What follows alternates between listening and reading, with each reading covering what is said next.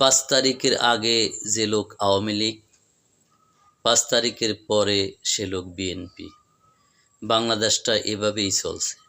আর এদের দেখবেন যত অন্যায় অবিচার করে এদের সাথে একটা হট কানেকশন থাকে থানার সাথে। কারণ এরা এই থানার সুবিধা নিয়েই এই অন্যায় অপরাধগুলো করে। কোনো চাঁদাবাজি, কোথাও কোনো লুট, কোথাও ডাকাতি, কোথাও ছিনতাই, সব কিছুর সাথে থানা জড়িত। যে আমাদের মসজিদের অ্যাকাউন্টে কিছু টাকা আছে, প্রায় 3 লাখ প্লাস। এই টাকাটা আত্মসাতের একটা পায়তারা চলছিল।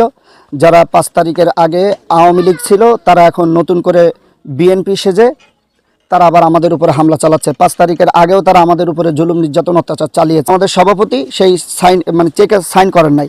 সাইন না করার কারণ তাকে হুমকি দেয়, বলে যে তুমি কিন্তু তোমার নিজের বিপদ ডেকে আনতেছো এবং তুমি ওখানে থাকো, তোমাকে পুলিশ দিয়ে ধলাই নেওয়া হবে, এই ধরনের হুমকি দামকি দেয়। যখন সে কোনো হুমকিকে পরোয়া না করে যখন সে বলে যে আমি মুসল্লিদের অনুমতি ছাড়া আমি চেকে সই করতে পারবো না। আর এই দুটি দল ক্ষমতা বদল হলেই অন্য দলের সাথে সাথে যোগদান করে। এ থেকে মানুষ বাঁচতে চায়।